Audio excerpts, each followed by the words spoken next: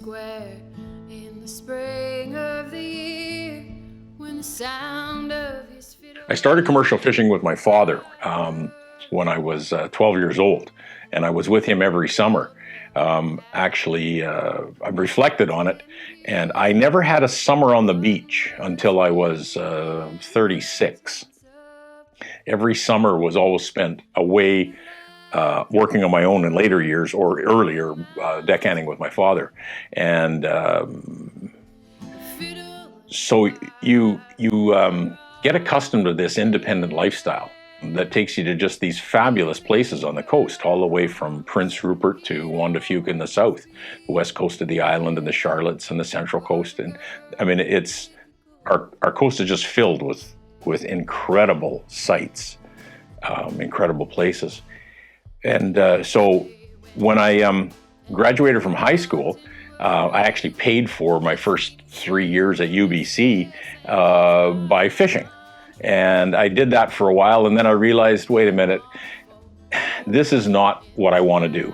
So then I went commercial fishing in a full manner. Had a very fortunate herring season in 1979.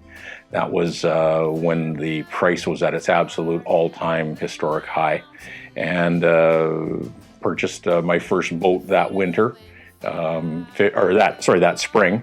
And I started my independent career fishing in 1979.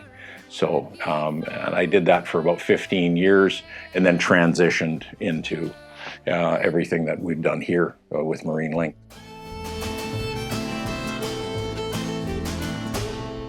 The gold, it was plenty, it filled him with green, still rivers of meadow where all he would bleed. I always just did winter's work with the original owner, was a fellow named Al Meadows. And Al and I were fishing partners. We fished on the west coast of Vancouver Island and north of Vancouver Island, and traded information back and forth, and generally haunted the same parts of the world. And he had started Marine Link with a totally different concept. He moved it up here and realized that he had something that he could grow with.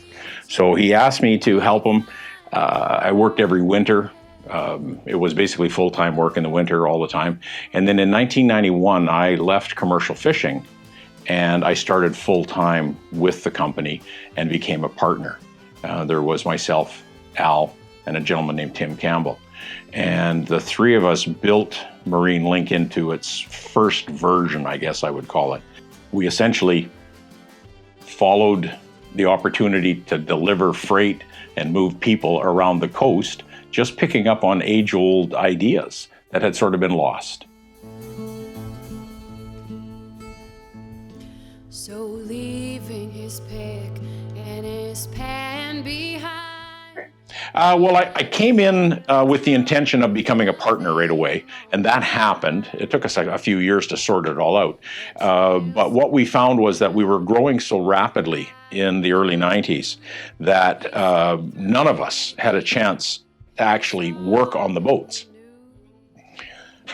What we found was we couldn't find people to run the office, to do the maintenance, to expand the business, but we could find people to operate as engineers, operate as skippers, operate as mates.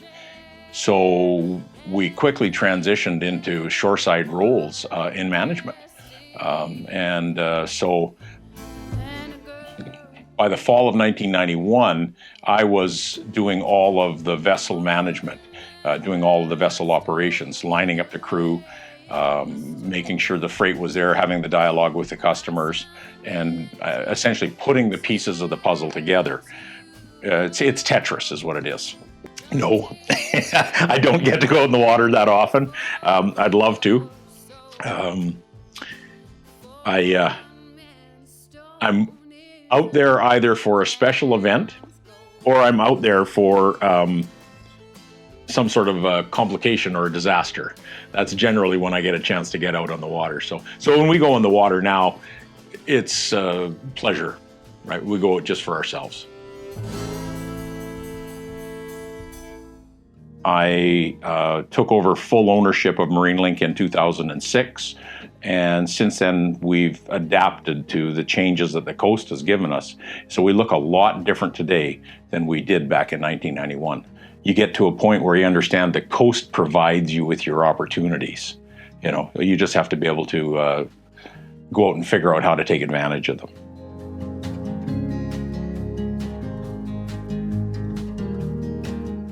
The Aurora Explorer is a landing craft style. All of our barges serve a purpose to land on a beach and to take heavy equipment and general freight on and off.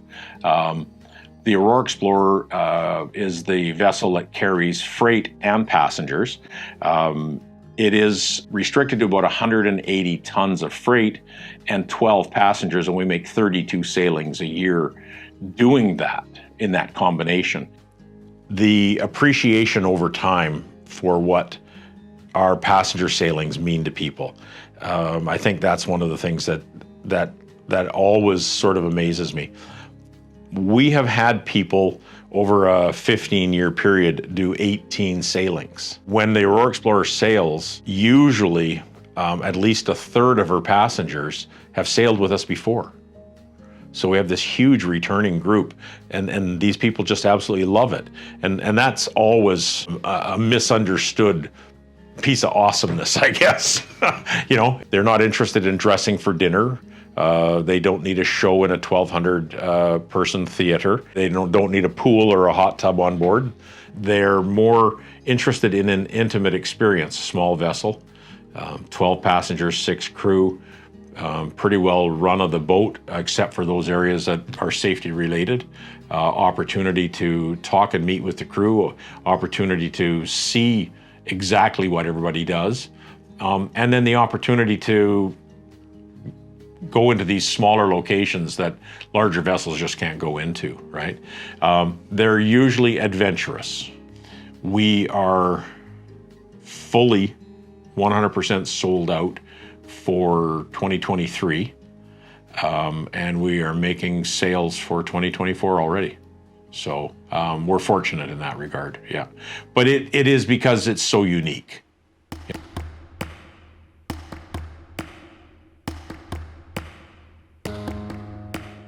You know, these folks absolutely love to see what we're showing them.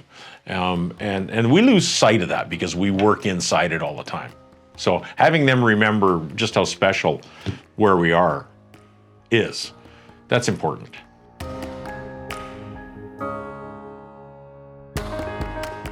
We work where the roads aren't.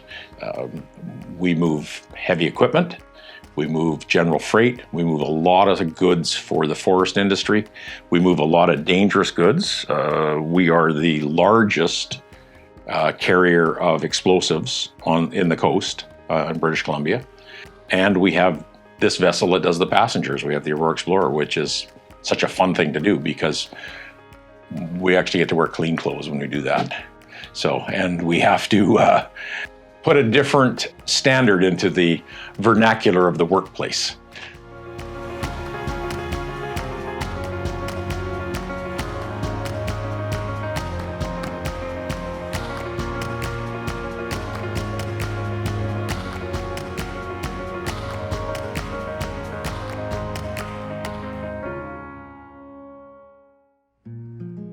We've done a pile of stuff. We've delivered totem poles.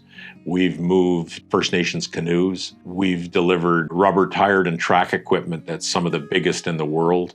We've done a lot of assistance for laying fiber optic submarine cable as well. The single biggest challenge to anything we do is usually current, tide, and weather. You roll them into that, and achieving the delivery in the most complicating circumstances where the landing doesn't allow for it. You haven't got the right angle. The equipment is too low. Somebody wants to move something and keep it in pristine condition, and it's just impossible to do that sometimes. So yeah, but we've had some really interesting stuff over the years. So.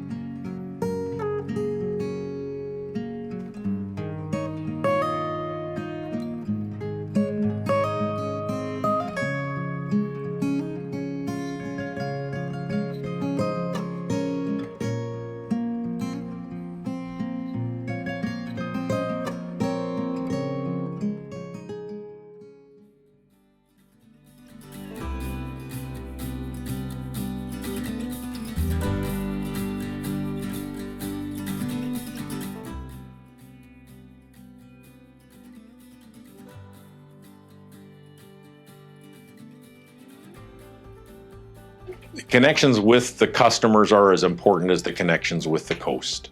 If we don't understand their needs, then we can't answer their questions, or we can't provide the service that we need to. Understanding what they do and how they do it is imperative to being successful out there.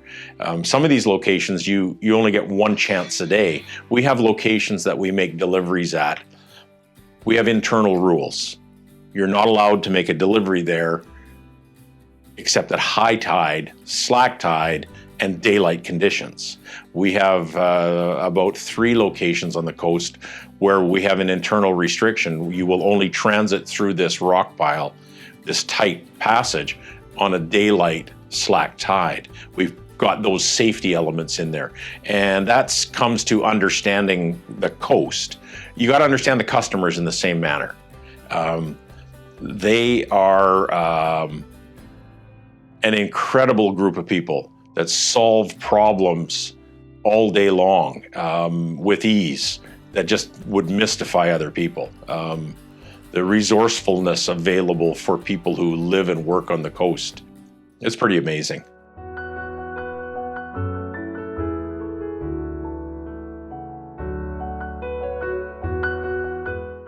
There's inspiration, and it comes from the coast. This is still a fun job to do. What makes it rewarding is that it's always a little different challenge.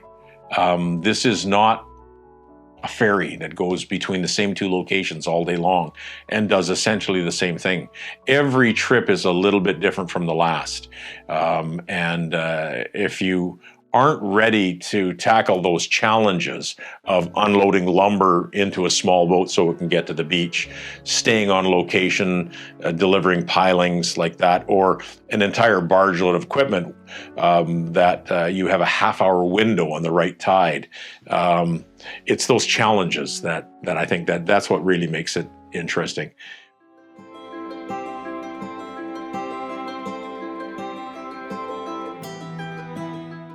Yeah, Uganda Passage is a really unique little place between Cortes Island and the end of Shark Spit that comes off of Marina Island, and it's really, really tight. It's a tight dogleg, so a boat like the Aurora is about as big as you ever want to take through there.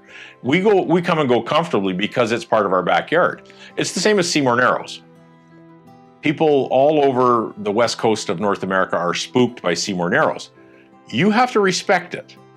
There's no doubt about that. But once you learn it and you stay within that level of respect, then everything's good. But Uganda Pass it's just really, really tight. You approach it. When you're in the middle of the pass, you actually have to make a 90-degree turn, almost in a stationary position to be able to continue on. Now that's with a vessel the size of the Aurora. Now, the Aurora Explorer, unlike other tugs and barges, is amazingly nimble.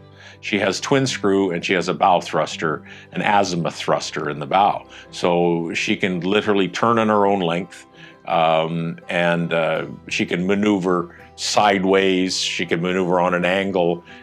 Without that, you wouldn't be going through Uganda Passage. Yeah.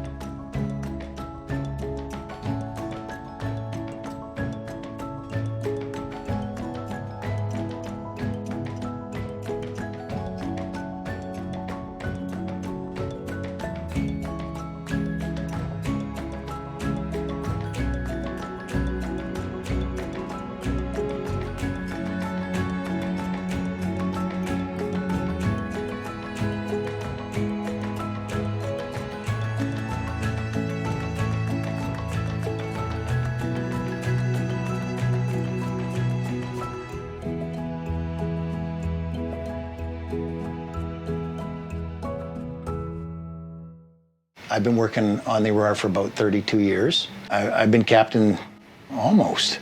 Yeah, 1995 is when I got my captain's papers and did my first trip.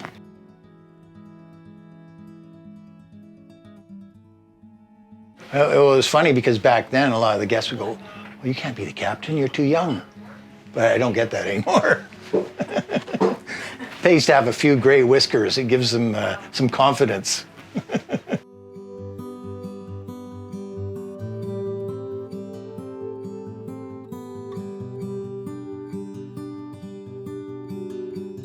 In 92, I think it was, when the Aurora first came on the scene, and then we operated as a freight boat for a couple of years and then started doing the guests.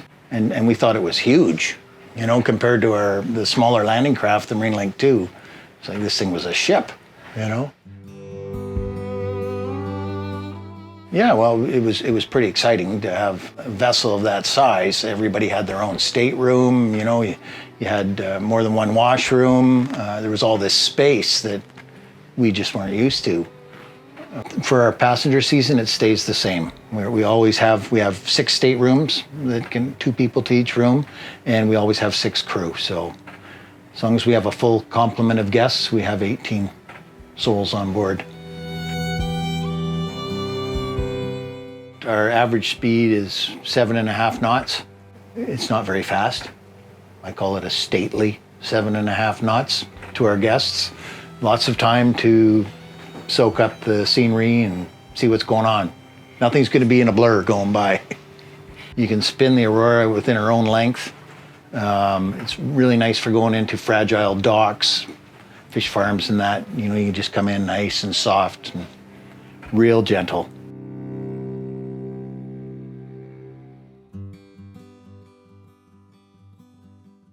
They've got to have a little bit of adventure in their soul because they may have heard stories, but you know, we don't even know exactly what we're getting into.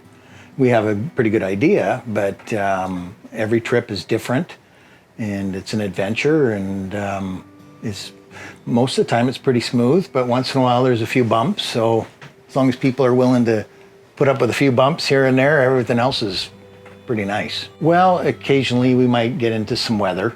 You know, we're very careful that we don't go out in too big a weather, but you can get stuck in weather, like in Johnson Straits, be halfway down between Broken Islands and Fanny Island, and wind comes up and you get caught.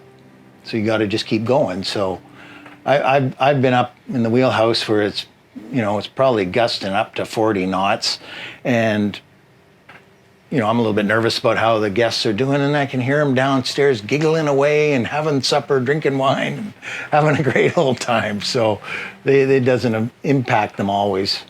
You know, some folks are susceptible to seasickness and are a little bit nervous, but usually that goes away once they're out here for a couple of days. And it's really nice when you have a group of nice passengers, and it pretty much always is. Delivering freight, getting the freight delivered on time, and keeping all of our freight customers happy. On this vessel, there's a little extra challenge. We've got 12 guests on board at a time, and so keeping them happy as well and entertained, and trying to fit everything all in to the day it can be a challenge. But by the end of the trip, when you've had a good trip and the freight's delivered and nothing's damaged and the passengers are all happy, it's very rewarding.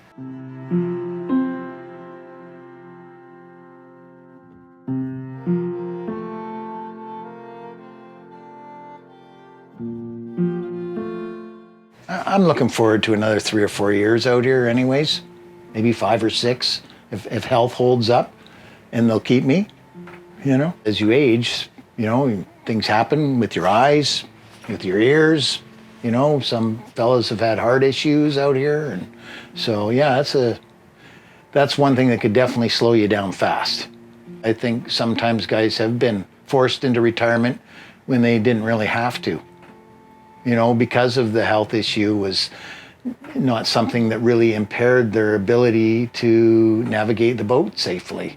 I can see if, you know, they couldn't see suddenly or be able to hear, but if you can still hear pretty good and see okay, and yeah, I think it is a bit discriminatory. Every 2 years, after a certain age, after I think it's 60, that you've got to go every 2 years to get your Your marine medical? Yeah, it's something that definitely has been more on my mind in recent years, because it's going to happen eventually. You know, nobody's going to live forever or be able to work on the water forever. Even if you wanted to, you couldn't. I'm going to have to put a ship's wheel in my living room and keep my view of the ocean, because I will miss it. I consider myself very lucky to have had the life I've had on the water. Very lucky. Yeah, it's wonderful.